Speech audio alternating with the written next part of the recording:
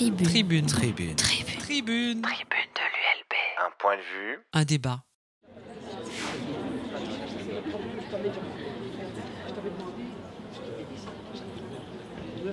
Ben voilà, bonsoir, bienvenue aux tribunes de l'ULB, au nom de l'équipe de l'ULB ici présente.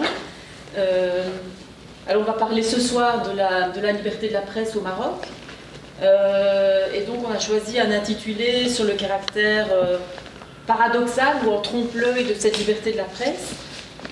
Et l'idée de choisir cet intitulé est venue du fait que la liberté de la presse semble présenter une face un peu paradoxale, puisqu'en même temps, le Maroc est un pays où il y a une très grande diversité de journaux, il y a une vingtaine de quotidiens, il y a une soixantaine de périodiques, donc il y a une presse qui est effectivement très diversifiée. Depuis l'apparition d'Internet, il y a des centaines de sites Internet, de blogs et diverses publications en ligne qui ont vu le jour.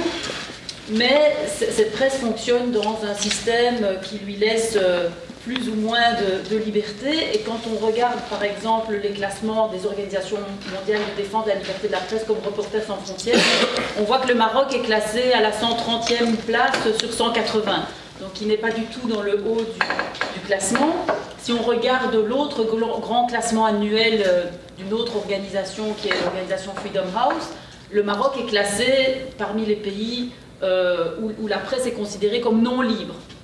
Donc on voit bien que derrière cette apparence de multiplicité d'une presse qui est aussi une presse relativement ancienne, une diversité d'organes qui existe parfois depuis plusieurs décennies, on n'est pas en face d'une presse qui est totalement libre. Alors Internet a beaucoup changé la donne ces derniers temps en termes d'accès, puisque le Maroc est le pays dans lequel, en tout cas le pays sur le continent africain, dans lequel le taux de pénétration d'Internet est le plus important.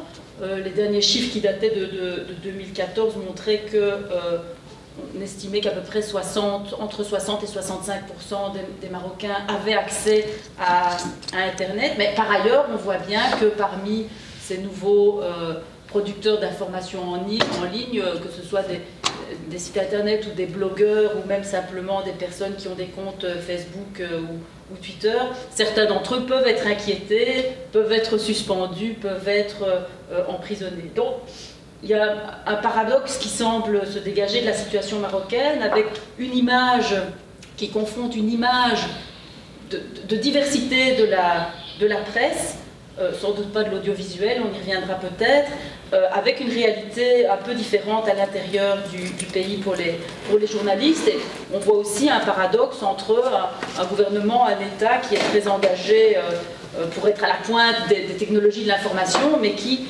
par ailleurs, a un souci de continuer à contrôler les contenus qui circulent. Et donc, pour aborder un peu toutes ces questions, on accueille aujourd'hui Ali Amar, qui est non seulement un témoin privilégié de la situation de la presse au Maroc, mais un acteur engagé dans l'histoire de la presse marocaine depuis maintenant plus de 15 ans, presque 20 ans. Ali Amar a été parmi les fondateurs en 1997 d'un hebdomadaire qui s'appelait Le Journal, et qui donc a vu le jour à la fin du règne de Hassan II. Et qui est un journal qui s'est très vite positionné comme un journal avec une certaine liberté de ton, avec une certaine capacité critique qui n'était pas familière à la presse marocaine jusque-là.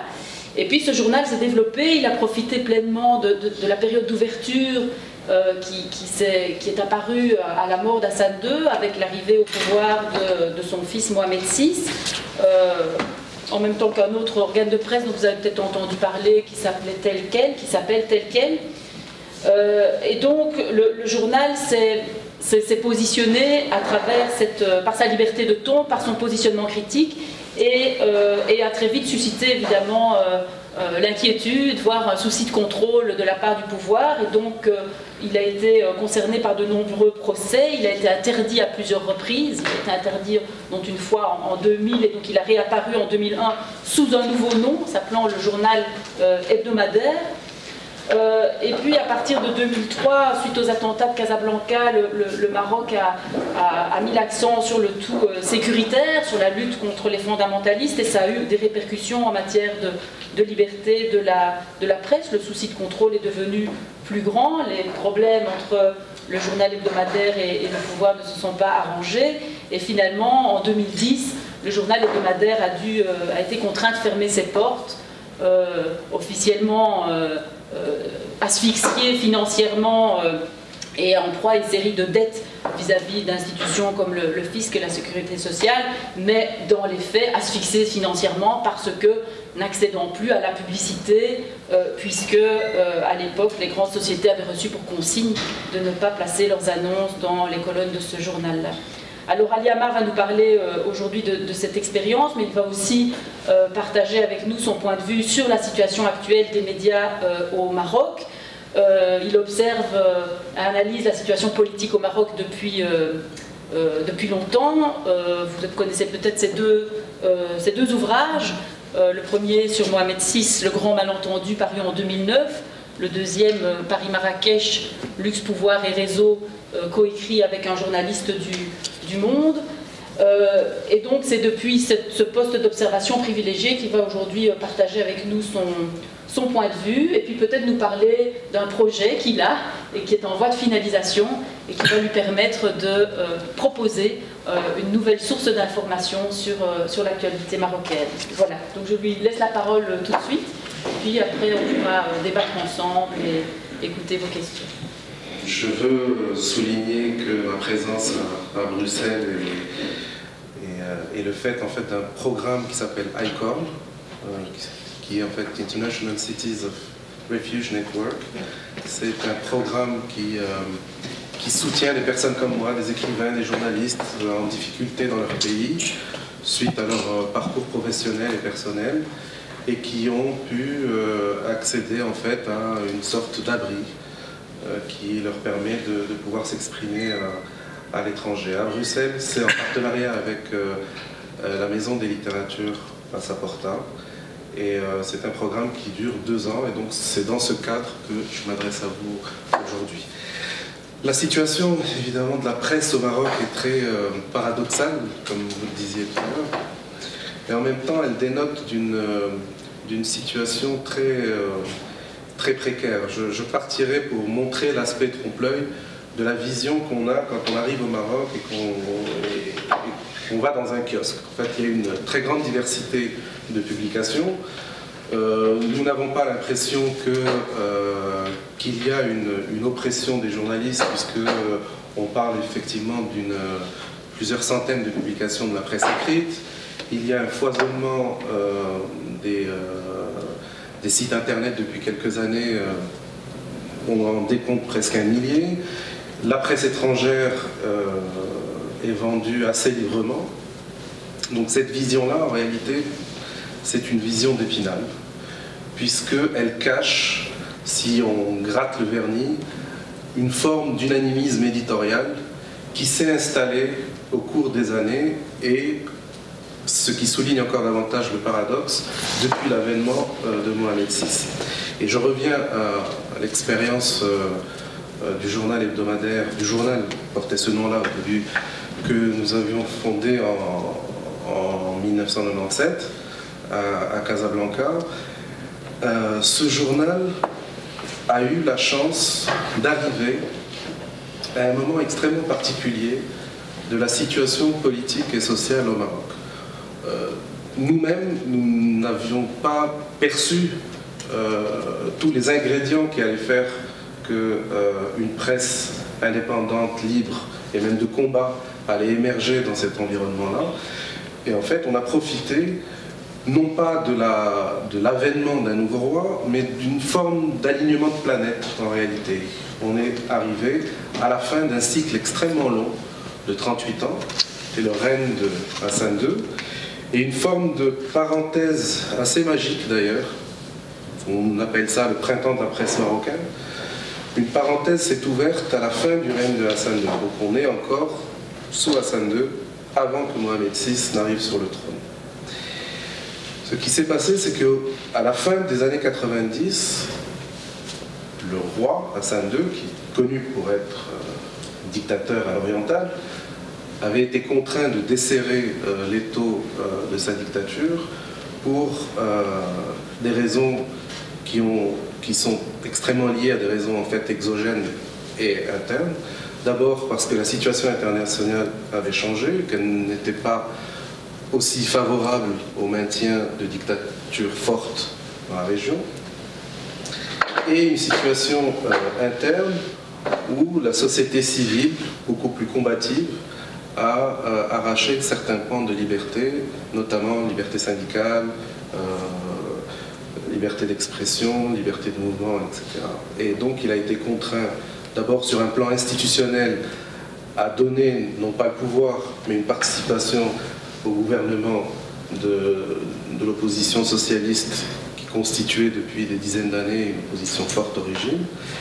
Et dans une forme de consensus, une forme de négociation avec cette opposition-là, pour la première fois au milieu des années 90, fin des années 90, un gouvernement d'opposition a été en quelque sorte autorisé au Maroc avec la nomination de Abdelrahmane Yousfi en tant que Premier ministre. C'est dans ce contexte-là qu'une jeune génération que je représente est arrivée un peu par hasard, mais évidemment sur le lit d'un travail au long cours qui a été fait par nos prédécesseurs, par nos aînés, dans des conditions qui étaient autrement beaucoup plus difficiles, beaucoup plus terribles d'ailleurs, parce que l'opposition politique a mené de nombreuses personnes à la mort souvent, à la torture, à la prison, dans des conditions que vous connaissez si vous avez une connaissance des conditions dans lesquelles l'opposition à Hassan II a évolué pendant les années 70. Les mouvements ont été complètement laminés. Une élite entière a été laminée en fait. Des personnes ont été jetées dans les cachots, dont le plus célèbre évidemment celui de Tasmamart.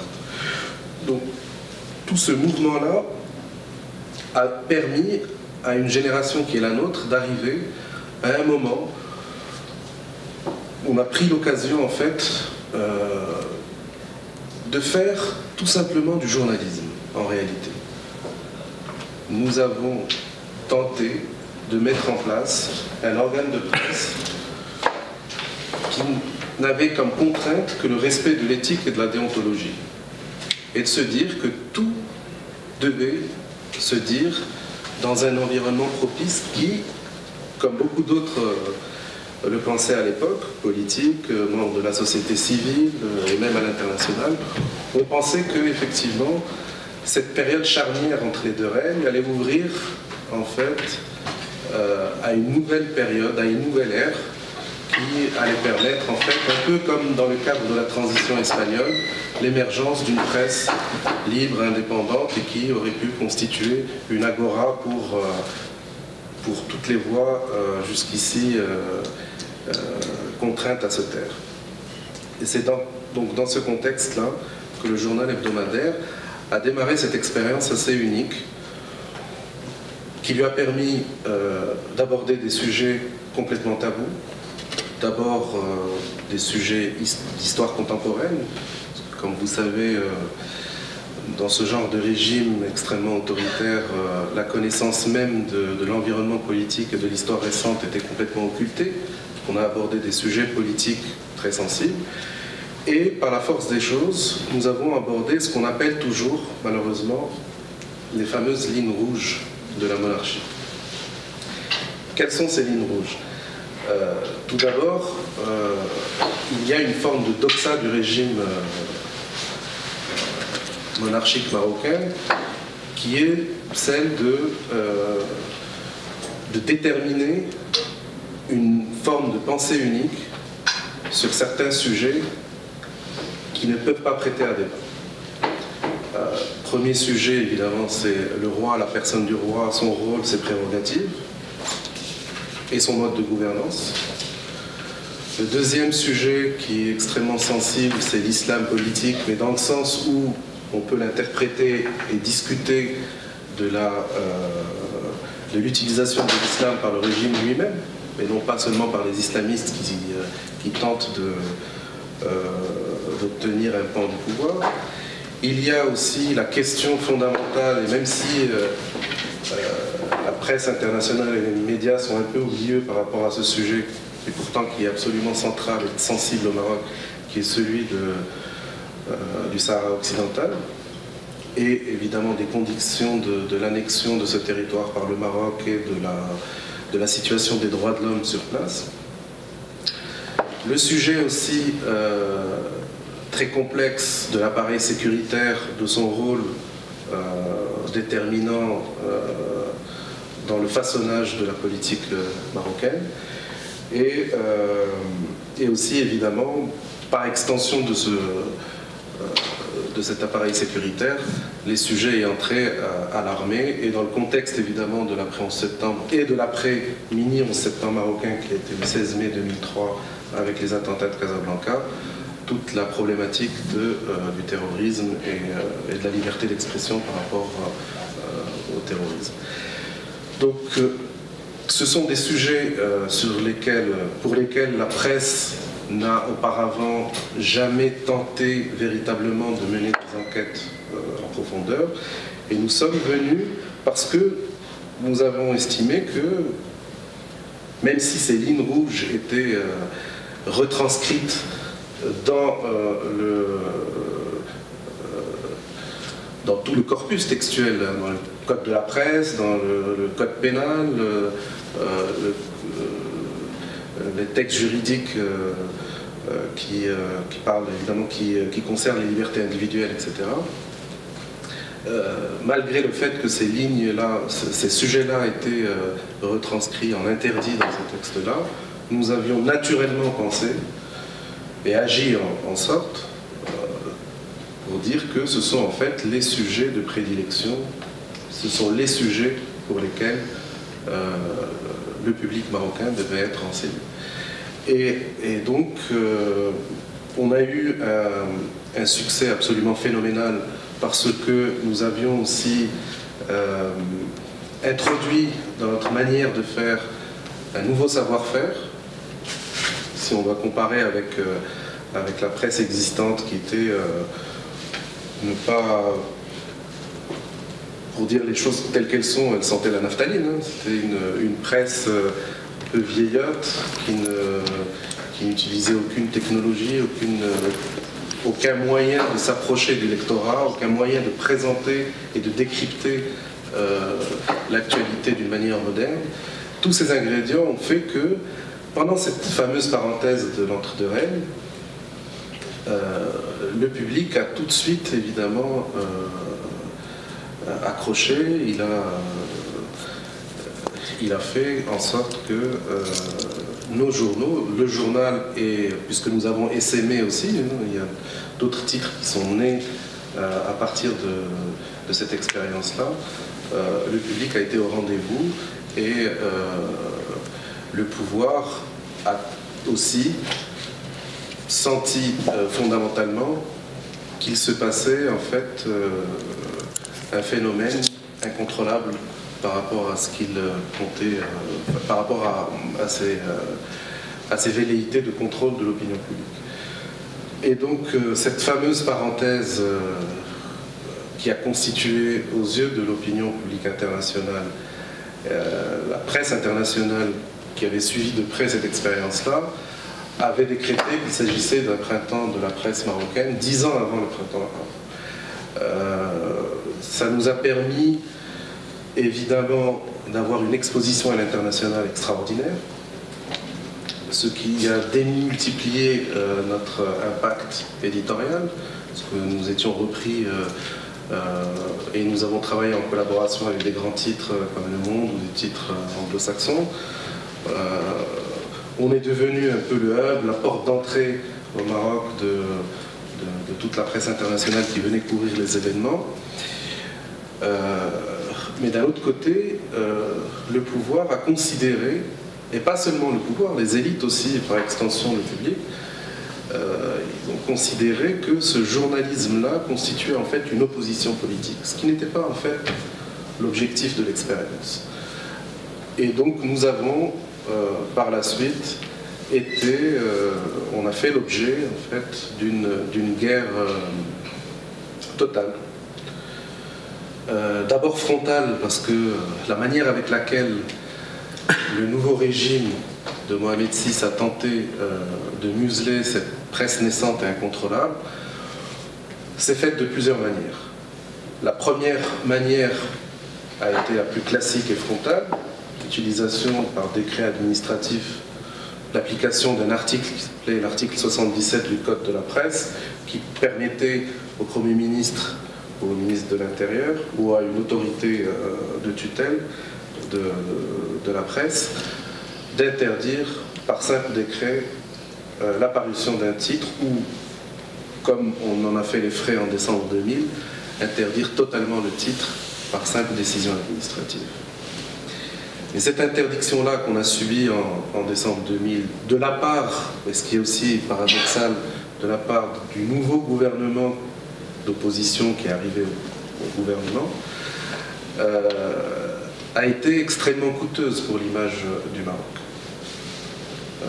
Puisqu'elle a montré justement ce décalage existant entre l'image propagée, l'image réelle d'une part, mais aussi une image de propagande propagée par le régime à l'international, et la réalité de la situation de la liberté de la presse.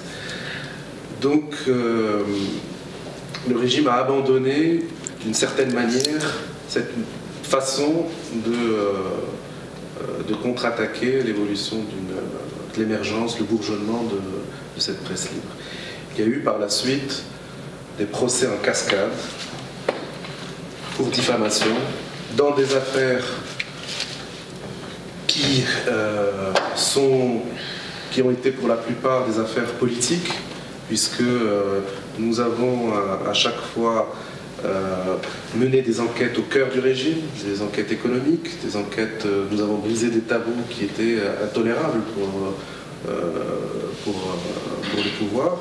Et donc, le pouvoir a utilisé la justice, qui est évidemment contrôlée au Maroc et pas indépendante, pour laminer et mettre au pas la presse. Ça s'est traduit par des procès à répétition avec des amendes pharaoniques, des amendes qui mettaient en fait en danger l'existence même de ces titres, puisque on a été condamné à plusieurs centaines de milliers d'euros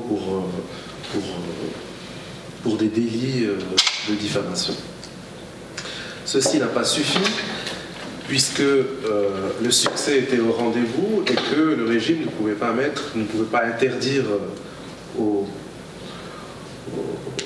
citoyens, au peuple, de pouvoir acheter ces journaux dans les kiosques.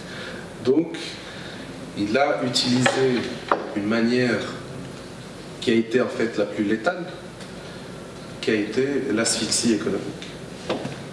On connaît la collusion dans ce genre de pays, au Maroc en tout cas elle est extrêmement claire, entre les milieux économiques et les milieux politiques, et donc des instructions ont été données aux donneurs d'ordre, aux annonceurs, aux entreprises, y compris les multinationales. D'ailleurs j'ai une anecdote à ce sujet. Nous avons perdu les contrats publicitaires du premier opérateur de téléphonie, de télécommunication au Maroc, qui est Maroc Télécom. Et à l'époque, cet opérateur était contrôlé par l'entreprise française Vivendi. Et à la même année, Vivendi sponsorisait le rapport de Reporters sans frontières en faveur de la liberté de la presse. Donc vous voyez un peu la contradiction qui peut exister et le fait que, y compris, j'en parle dans mon second livre, cette collusion des élites franco-marocaines a fait que les annonceurs, les grandes entreprises ont cessé de donner de la publicité à des titres comme le journal et aussi à d'autres titres, ce qui a mené effectivement de façon très rapide à un endettement massif et ensuite évidemment à une incapacité à faire face aux impôts, au paiement des taxes, et qui a ouvert la voie en fait à l'État pour fermer certains de ces journaux, dont le mien, en arguant du fait qu'il s'agissait en fait de faillite économique et qui n'avait aucun rapport avec la politique.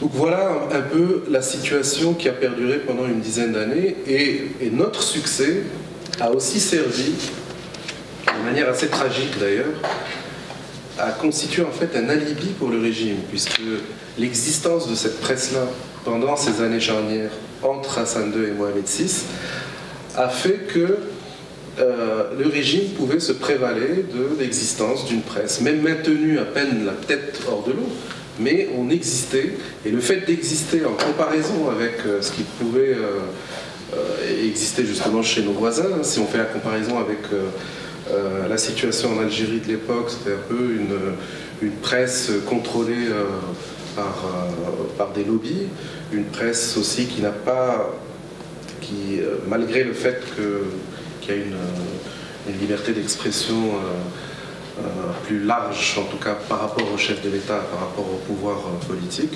ce n'est pas une presse indépendante dans le sens où les journalistes ne font pas eux-mêmes leurs journaux, puisqu'ils sont contrôlés par des lobbies, que ce soit services de sécurité ou des lobbies économiques. Et à l'époque, la Tunisie de Ben Ali, évidemment, était sous une chape de plomb totale. Et donc la simple comparaison entre, en tout cas dans le Maghreb, mais aussi dans tout le monde arabe, de l'existence au Maroc de journaux, d'hebdomadaires et de journalistes qui pouvaient faire une presse moderne, par rapport à la situation qui existait, faisait que nous étions considérés quand même à la pointe de ce qui se passait en Afrique du Nord et peut-être même en Afrique. Donc nous avons en fait participé malgré nous à cette idée qu'il existe au Maroc des expériences de presse intéressantes et que en fait la presse accompagnait dans une dynamique, quoique lente, une transition démocratique qui devait aboutir en fait à l'éclosion d'une monarchie parlementaire, doublée évidemment avec une presse privée florissante. Or, en réalité, cela a complètement détruit les germes de la presse indépendante, qui, elle, faisait de l'investigation, au profit d'une presse privée qui existe aujourd'hui au Maroc, qui fait des magazines, qui fait des journaux, qui a même pu monter de grands groupes de presse avec l'obtention de licences de radio, la construction d'imprimeries modernes, des sièges high-tech, des journaux qui recrutent énormément de journalistes. Et cette presse privée contribue, comme je le disais au début, à une forme d'unanimisme éditorial, c'est-à-dire elle a complètement abandonné, elle s'est détournée de sa fonction première, qui est celle de faire des investigations, faire des reportages, être un peu à l'affût de l'information intéressante et de participer en fait au débat général. Donc on est dans une situation aujourd'hui où on a d'une part cette fameuse presse privée qui est extrêmement capitalistique, qui reçoit en plus des subventions de l'État, la persistance d'une presse qui dénote en fait que la situation des médias au Maroc n'est pas bonne, c'est la persistance en fait de titres gérés par des partis politiques. C'est une situation que vous ne connaissez plus vous au Maroc, en Europe, pardon, mais qui au Maroc est encore extrêmement présente, puisque tous les partis politiques reçoivent des subventions pour fabriquer et diffuser des journaux, qui n'ont absolument aucun succès aujourd'hui, mais qui occupent le champ médiatique.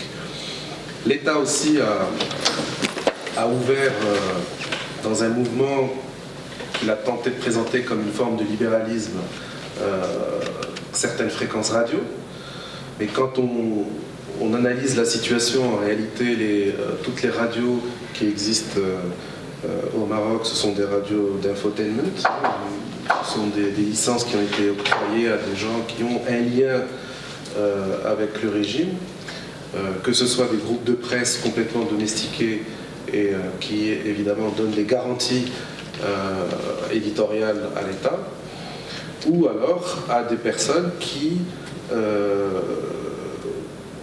font des radios qui ne produisent pas d'informations. Donc, ce sont des radios qui évidemment sont nécessaires. Je ne suis pas contre l'existence de radios musicales ou de radios de divertissement, mais en fait nous n'avons que ça dans le paysage. Pour ce qui est des télévisions, évidemment, l'expérience de la presse indépendante pendant une dizaine d'années a complètement refroidi l'État marocain. Tout le projet de distribution de licences de télévision privée a été enterré. Parce qu'on ne peut pas imaginer que le régime puisse donner ce moyen absolument exceptionnel et puissant à des personnes qu'il ne pouvait pas contrôler. Donc,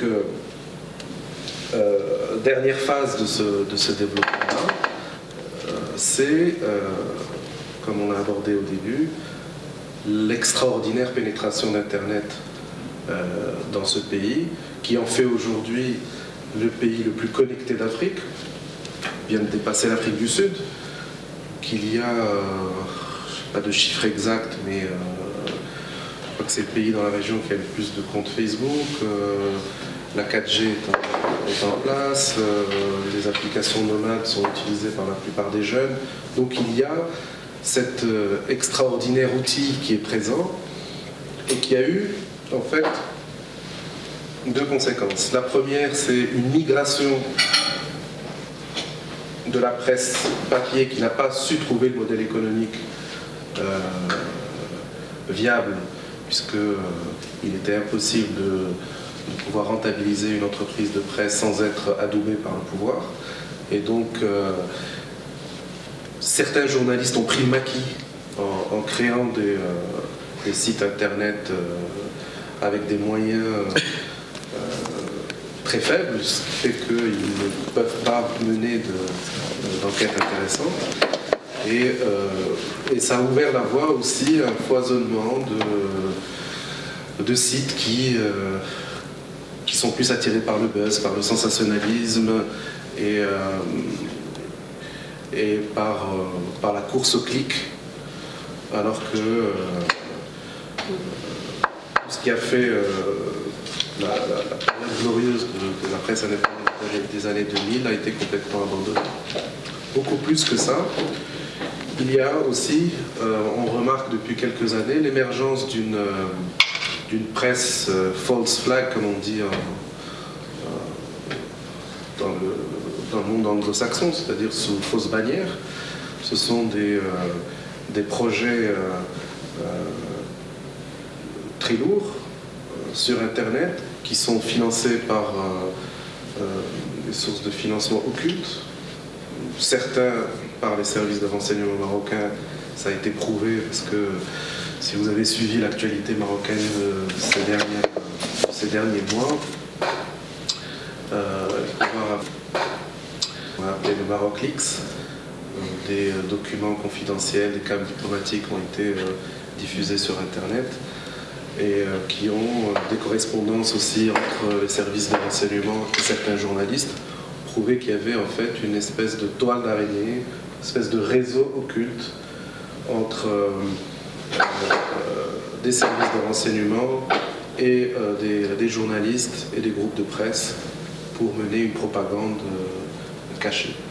Et aujourd'hui, on sait, c'est de notoriété publique, que certains patrons de presse qui ont des groupes assez florissants ont des contacts et des liens d'argent avec les services de renseignement. Je peux citer par exemple un site maintenant qui est extrêmement lu malheureusement, qui s'appelle le 360.ma et qui est réputé pour être la créature en fait, des services de renseignement avec des financements extrêmement conséquents. Et effectivement, cette occupation de l'espace médiatique diminue davantage les chances de l'émergence d'une presse indépendante et contribue à cette image en trompe-l'œil de diversité et de pluralisme dans la presse. On a évoqué au début le classement du Maroc, la position du Maroc dans le classement de Reporters sans frontières, qui est effectivement le classement le plus sérieux en la matière. On est dans le peloton de queue, à la 136e place sur 181 pays. C'est une position dans laquelle on retrouve des pays comme l'Algérie ou la Tunisie, même si ils sont dans une position meilleure que le Maroc. Mais c'est aussi, en termes relatifs en réalité, ce qui serait plus intéressant de voir, c'est le classement justement de Freedom House, qui de 1994, pour revenir à cette idée-là de période charnière, de 1994 à 2000, la situation de la presse s'est améliorée selon les critères de Freedom House, et que depuis 1999, alors que nous étions dans cette nouvelle ère, comme l'appelle le régime, il y a eu un déclin, et aujourd'hui, Freedom House classe le Maroc en deçà du niveau qu'il avait atteint dans les années 2000 et même en deçà de celui de la fin des années 90. Cette situation aujourd'hui qui est assez dramatique puisqu'elle est absolument pas visible à cause du contexte politique régional, puisque la réalité et l'image qui s'ensuit sur la stabilité du royaume par rapport à tous les autres pays de la région dans le sillage des révolutions arabes fait que la situation n'est pas considérée comme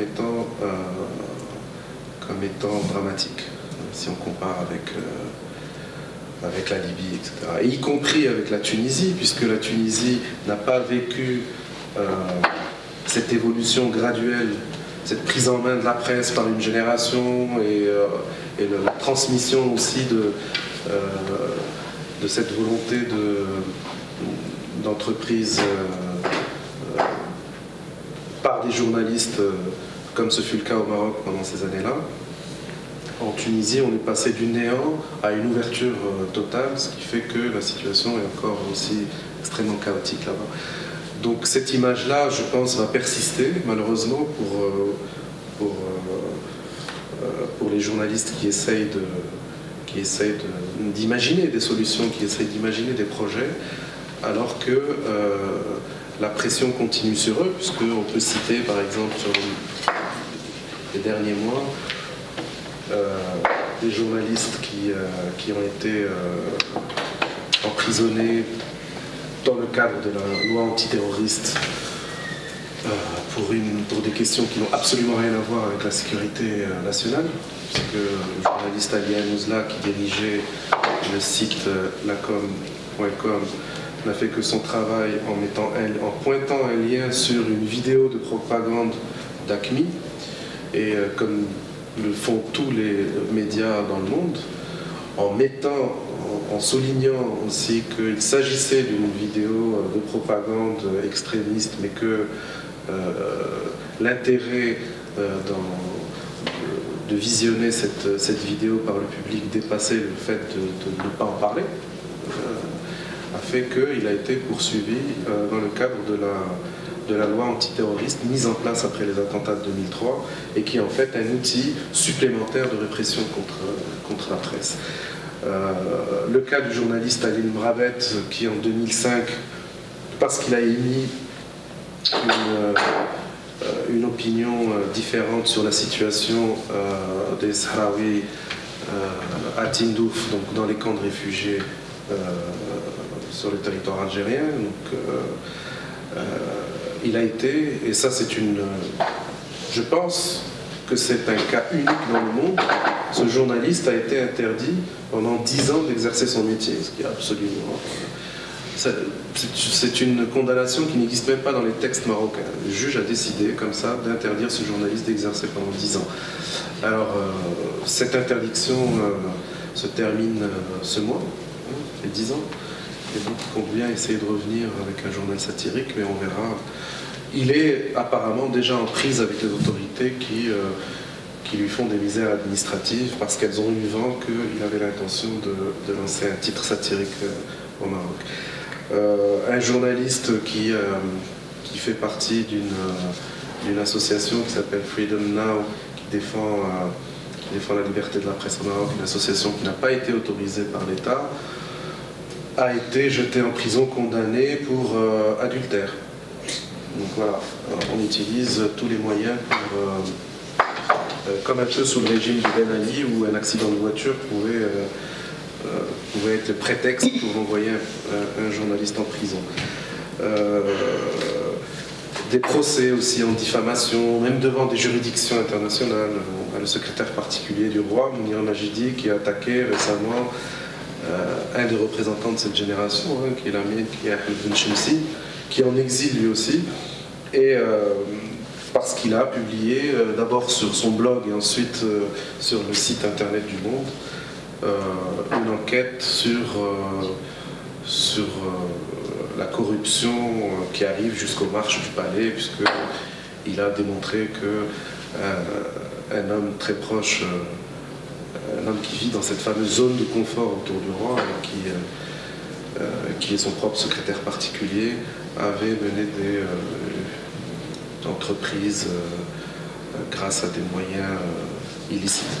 Et donc il a été attaqué en justice pour obtenir évidemment réparation. Donc toutes ces méthodes continuent d'exister, qui font qu'aujourd'hui s'est installée malheureusement une forme d'autocensure, ce qui est encore plus terrible que la censure elle-même, parce que la plupart des patrons de presse aujourd'hui font attention, marchent sur des œufs, ne font pas les enquêtes qu'on pouvait faire il y a 10 ans, et aussi sont extrêmement frileux parce qu'ils savent que s'ils s'opposent à ces fameuses lignes rouges, s'ils dépassent ces fameuses lignes rouges, ils peuvent évidemment subir les foudres du régime et être en tout cas au moins asphyxiés économiquement et disparaître. Donc on arrive à cette expérience qu'on est en train d'imaginer pour les mois à venir avec un groupe de journalistes. On a décidé d'utiliser évidemment ce formidable outil qu'est Internet pour pouvoir lancer un titre de presse qui reprendrait un peu le flambeau de cette période politique, en mettant en place en fait un journal d'investigation, un journal qui pourra revenir sur des enquêtes oubliées, sur des thématiques qui ont été abandonnées. Mais cette fois-ci, on va essayer d'utiliser au mieux ce qu'offre la technologie et la modernisation des structures de télécommunication et de paiement au Maroc pour rééditer, on l'espère, dans des conditions intéressantes, l'expérience de Mediapart en France, puisque nous estimons qu'il y a le développement du e-commerce qui arrive à une forme de prématurité au Maroc et que c'est le moment de contourner la difficulté économique, en tout cas la possibilité de l'État de restreindre la liberté de la presse par le boycott publicitaire, en s'adressant directement aux lecteurs et en évitant en fait de demander de la publicité aux annonceurs. Et ça permettra aussi à ce titre, qui sera lancé au mois de juillet, si tout se passe bien, de s'ouvrir à l'international et de pouvoir aussi s'adresser à la diaspora, puisque les Marocains de l'étranger, et par extension aussi tous les Maghrébins, seraient intéressés d'avoir un titre libre et indépendant de toute pression. Alors, toutes les conditions ne sont pas rassemblées, puisque nous avons choisi quand même de nous établir au Maroc, parce qu'il était inconcevable pour nous de monter un titre international juste pour éviter d'être sous la contrainte policière ou la contrainte économique. Et je pense qu'avec ce moyen-là, on pourra rééditer ce qui avait été fait au début des années 2000 dans les conditions traditionnelles de la presse écrite. Voilà, ce serait, on l'espère, le moyen de relancer en tout cas cette dynamique de la presse libre qu'on a vécue au début des années 2000.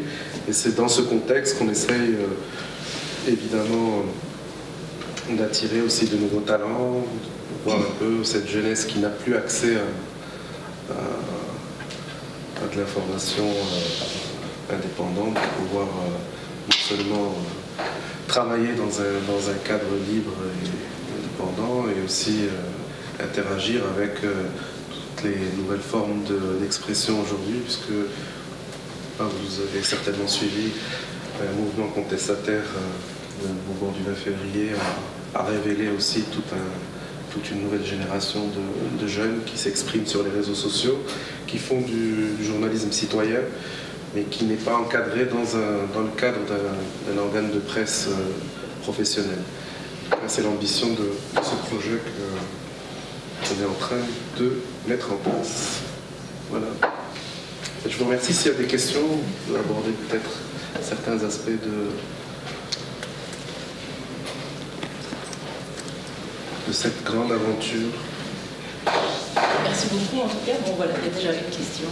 Oui, donc en fait pour le site que vous allez lancer, donc le risque d'asphyxie économique, là vous le contournez, Oui. mais si vous êtes basé au Maroc et vu l'arbitraire que vous nous avez décrit, les risques sont quand même bien réels. Oui, en fait, le risque éditorial est toujours là. De toute façon, sinon, on ne peut rien faire.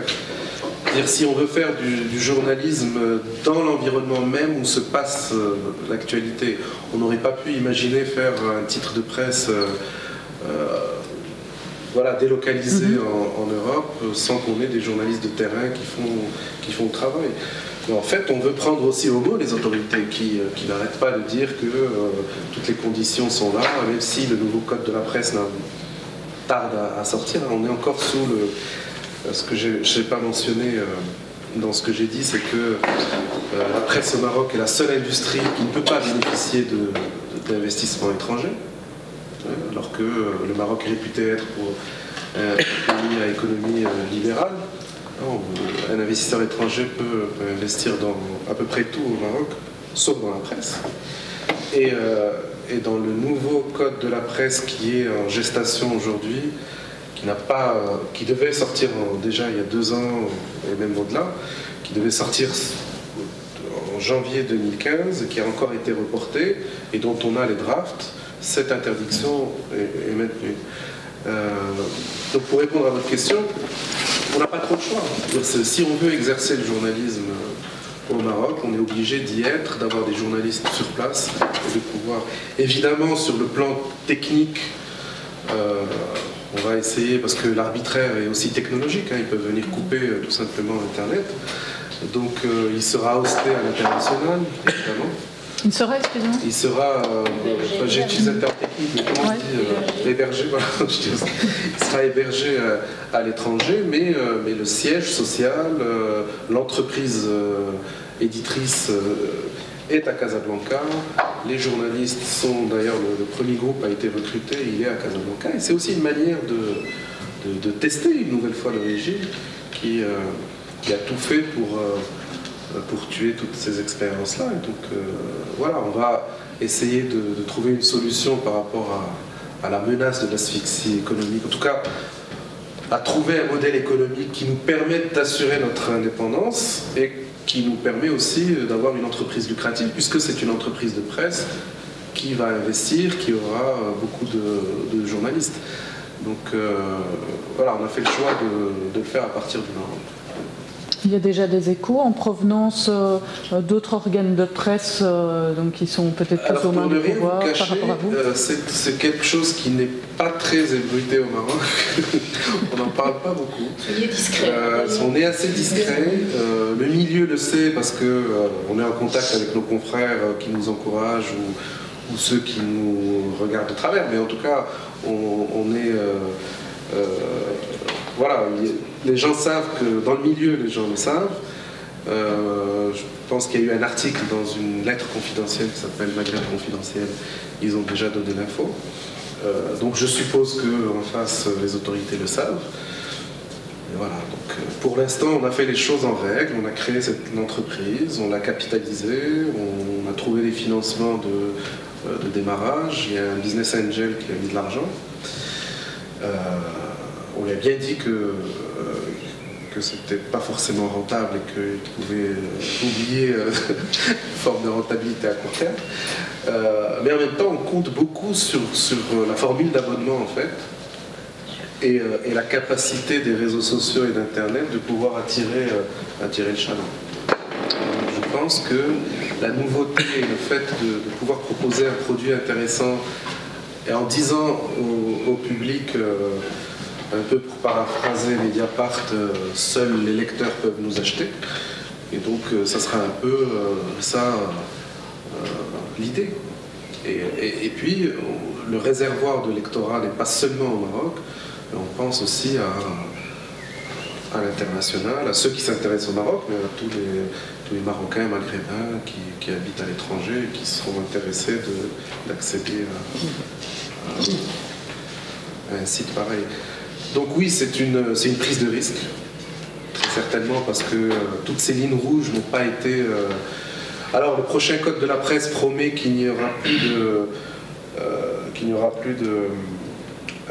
de peine privative de liberté, hein. Les journalistes n'iront plus en prison, le code de la presse.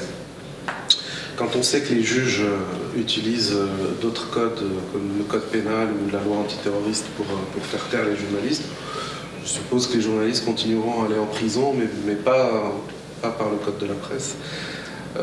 Un autre aspect des choses que je n'ai pas évoqué, qui est triste au Maroc, c'est que les institutions même qui représentent les journalistes, comme les fédérations des éditeurs ou le syndicat national de la presse, évidemment, ne sont pas des institutions indépendantes. Ils ne défendent pas les intérêts. La fédération des éditeurs défend les intérêts de patrons de presse qui sont proches du pouvoir, qui sont même économiques, même quasi institutionnels. Et le syndicat de la presse est un outil de politique. En fait, c'est un outil politique qui ne défend pas les journalistes, mais qui défend l'idée que veut le régime de la presse. Ça aussi, c'est un problème parce que les expériences qui ne rentrent pas dans les clous sont attaquées même par les institutions qui représentent la presse. C'est aussi une complication supplémentaire. Oui, allez-y, monsieur. J'ai raté malheureusement cette partie de la conférence. Vous parliez de différentes presses au Maroc. Dans laquelle classez-vous tel quel? Alors, tel quel que j'ai connu ou le tel quel d'aujourd'hui? En réalité, tel quel qui est une expérience extraordinaire. Hein.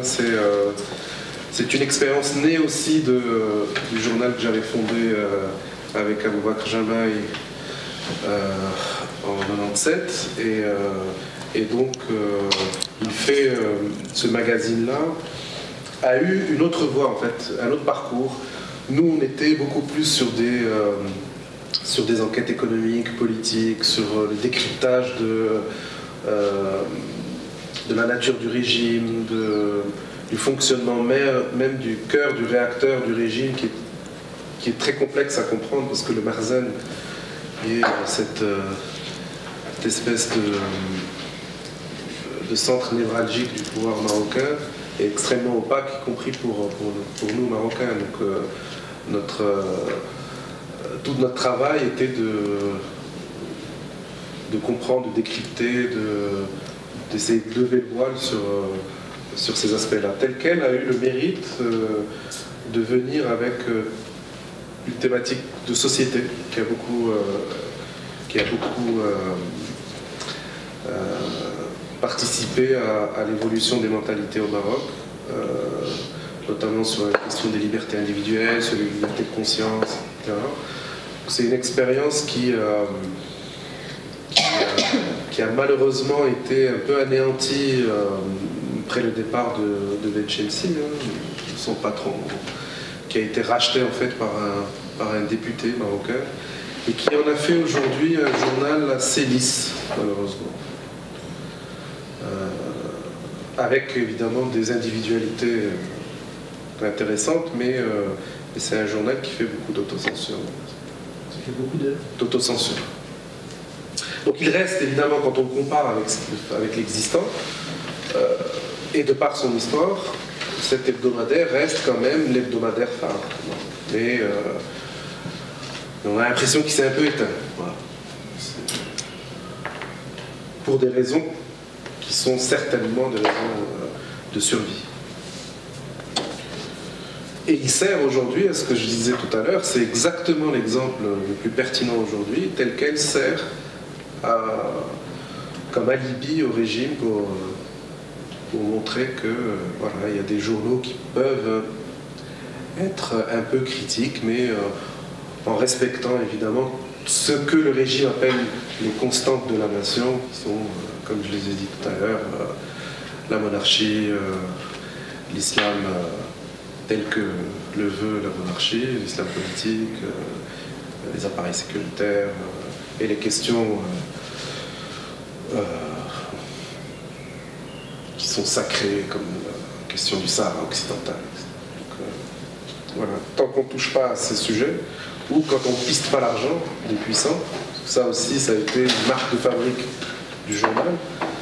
Et nous avons fait des enquêtes pour connaître aussi l'étendue du pouvoir économique du régime et de son entourage. Et ces révélations-là ont causé en fait les réactions les plus virulentes. On peut au Maroc dire c'est une monarchie absolue, il faudrait qu'on aille vers une monarchie à l'espagnol, etc. Vous pouvez l'écrire aujourd'hui. Mais si vous faites une enquête en disant, vous savez, le roi détient tant de pourcents de la capitalisation boursière et que finalement il a voilà, il contrôle des pans entiers de l'économie et qu'une grande part du budget de l'État sert au décorum et au faste de la monarchie, là, la réaction peut être... et surtout quand c'est documentaire. Alors, quand vous le dites comme ça peut passer, mais quand les enquêtes sont documentées, quand les enquêtes expliquent que l'argent et le pouvoir totalitaire, ou en tout cas, totalitaire, j'exagère peut-être un peu, mais le pouvoir extrêmement autoritaire ne peut pas représenter de cette manière-là la modernité qu'il propose en vitrine. C'est toute la question est de débattre de qu'est-ce que la modernité. Est-ce que la modernité, c'est d'avoir un chef d'État ou un régime qui est ouvert sur l'Occident, un régime qui est un interlocuteur acceptable aux yeux des instances internationales, ou la modernité, c'est le caractère démocratique ou pas du régime. Et je pense qu'il y a une confusion en Europe, ou en tout cas en Occident, par rapport à ça. Quand les élites européennes, comment les élites européennes voient le régime marocain. Parce que la grande capacité du régime marocain, c'est d'abord sa force de séduction, mais c'est aussi sa capacité à présenter au pays démocratique des personnes qui ont fait la même formation, qui parlent le même langage, qui ont pratiquement les mêmes valeurs de vie, hein, je ne dis pas les valeurs démocratiques, et donc il y a une forme de tromperie qui s'installe, alors que d'autres régimes qui sont autoritaires, qui sont soit des régimes qui ont été balayés par les révolutions arabes, soit des républiques autoritaires ou des régimes militaires, n'ont pas cette capacité de séduction. Et c'est de cette manière-là que le pouvoir marocain s'est maintenu au-delà des bourrasques des révolutions arabes, et vend très bien son image à l'international. Alors évidemment, il faut reconnaître aussi que comparativement, la situation au Maroc est meilleure qu'ailleurs. Mais encore une fois, moi je le dis très souvent, que ce soit par rapport à la presse ou par rapport à la situation politique, je fais une comparaison avec le football. C'est bien d'être premier de la deuxième division, de la Ligue 2, et à un moment il faut monter en Ligue 1. On ne peut pas rester à jouer avec les autres. Donc moi j'aimerais bien qu'on compare systématiquement le Maroc à des pays comme l'Espagne, le Portugal, la Grèce, des pays à économie même aujourd'hui comparable, et non pas en reprenant la vieille antienne qui est de dire, de reprendre un peu cette définition du Middle East, North Africa américaine qui met tout le monde ensemble, Moi je ne pense pas, on fait partie de l'Afrique du Nord-Ouest et on a plus d'attache avec l'Europe effectivement. Il y a une projection du Maroc maintenant sur l'Afrique et j'estime que la comparaison qui doit être faite en termes de niveau de développement humain ou en termes de liberté d'expression, de liberté de conscience ou les modes de gouvernance ou la qualité des institutions, c'est de comparer avec au moins les pays d'Europe du Sud. Au moins. C'est à ce titre-là qu'on voit qu'effectivement on est face à un régime autoritaire. Et alors, autoritaire ou pas, le plus important est de se dire, est-ce qu'il y a une dynamique? Est-ce qu'on n'est pas dans une inertie? Parce qu'on nous parle de transition, mais cette transition, ça fait 15 ans. Une transition qui dure 15 ans, c'est quand même une transition qui dure trop longtemps. Et est-ce que la constitution octroyée dans le vacarme des révolutions arabes, est-ce que cette constitution, qui a un très joli préambule, est-ce que dans le fond, est-ce que c'est une constitution démocratique? Est-ce qu'il y a une reconnaissance de la citoyenneté? Est-ce que les Marocains sont considérés comme des sujets ou des citoyens par entière? Voilà, c'est toutes ces questions-là que la presse doit débattre. Malheureusement, elle ne le fait plus comme il y a 10 ans, c'est ça le paradoxe dont on parlait encore une fois, qu'il y a une forme de régression parce que la presse d'investigation a été massacrée, pour dire les choses. Et les représentants de cette presse-là ont été poussés à l'exil pour la plupart. Si on parle de 10 patrons de presse ou 6 ou 7 patrons de presse qui ont fait cette presse-là, quand on fait le décompte, ils sont tous à l'étranger. C'est quand même assez dramatique. Voilà. Donc moi, je vous encourage à revenir.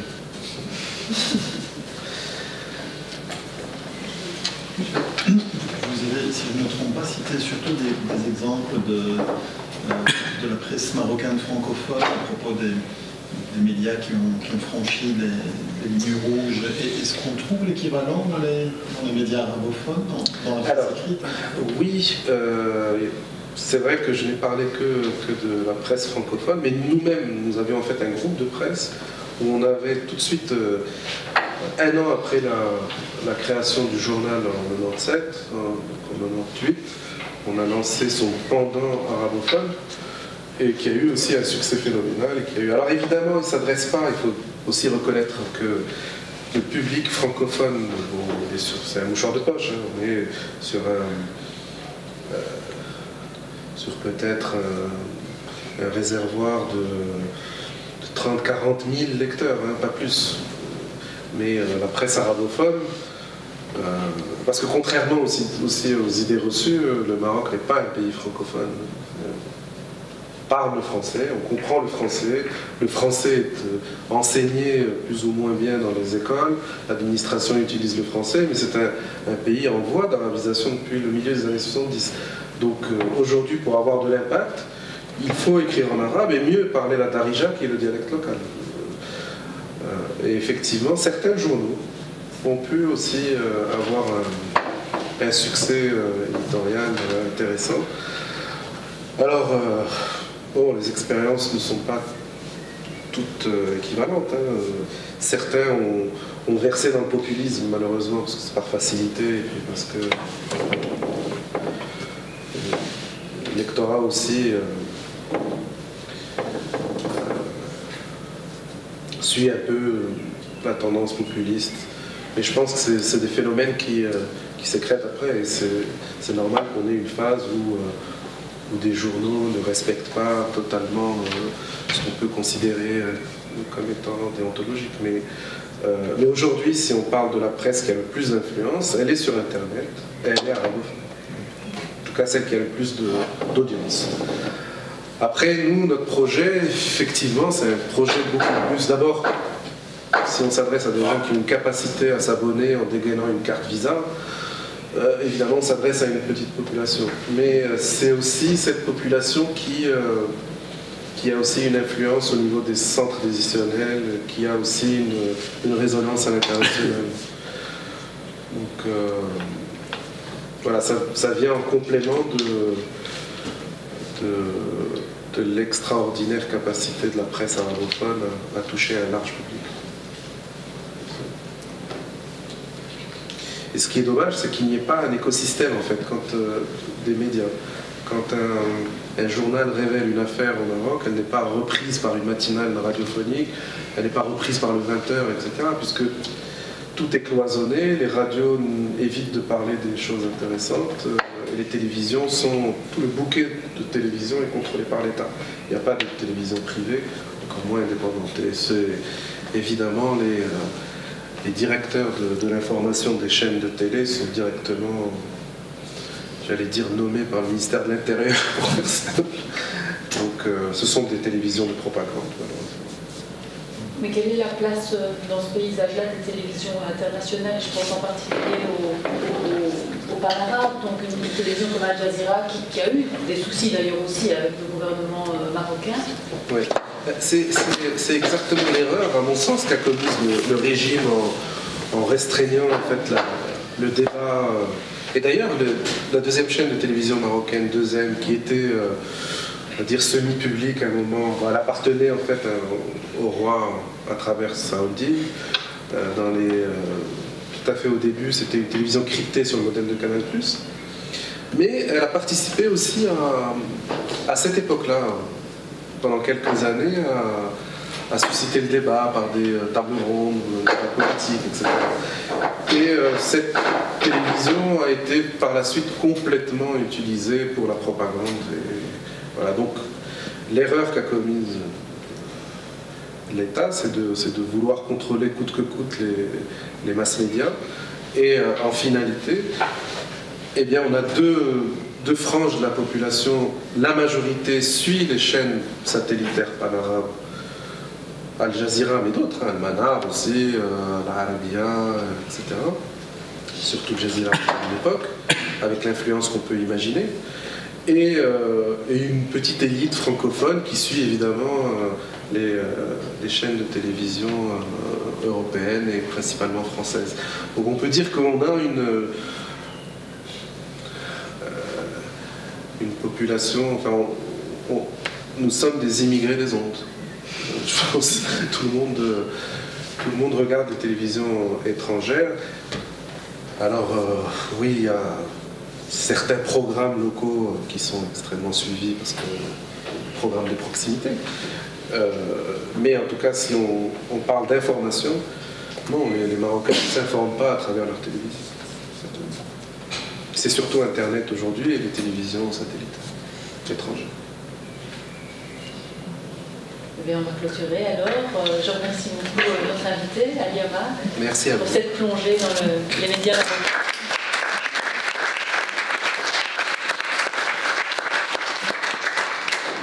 Il reste à lui souhaiter bonne chance avec son projet et puis à vous conseiller de vous abonner et de dégainer la carte de crédit quand le moment sera venu. Voilà. Merci beaucoup. Merci à vous. Bonne soirée à tous. Bonne soirée.